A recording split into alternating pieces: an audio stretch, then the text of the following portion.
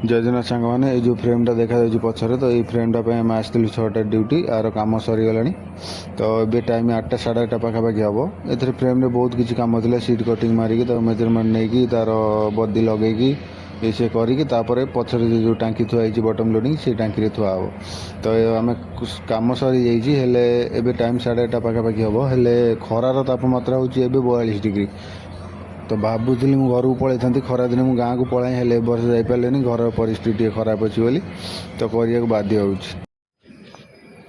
काली ये फ्रेम चढ़ाई आमको लेट होगा तो से आम जावा बेले आगे चढ़े जाइए रूम को तो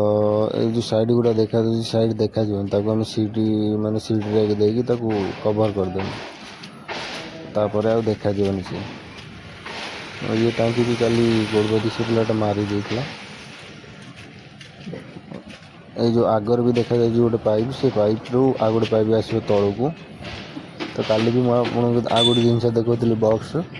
तो यहाँ हूँ से बक्स यहाँ ओपन करती करहबनी कहीं तार गोटे बदी लगे से बदी लक बदी लगी सारापर से ओपन कर हुए तो ये पिलाटा आज 6टार आस ड्यूटी तो देखिए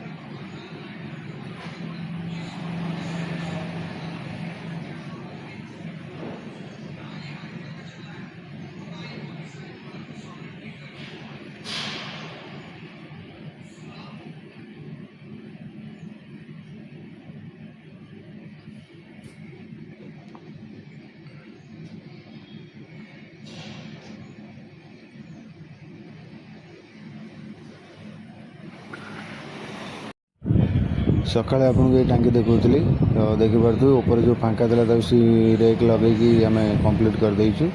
तो आउ गोटे जिन देखी से हूँ बक्स से बक्सटा भी ओपन अच्छी तो यहाँ हूँ 3टा हूँ वाल तो जितेटा वाल थो से कंपार्टमेंट वाला यहाँ हूँ 3टा वाल 3 कंपार्टमेंट वाला तो यू अनलोडिंग हुए आरी मध्यम गोटे पाइप अच्छी 10-12 फुट खंड पाइप थी तो ये लगे लगी सारापर पेट्रोल अनलोडिंग हुए टांकी आसिक तो ऊपर बाटे लोडिंग हुए तल बाटे अनलोडिंग हुए।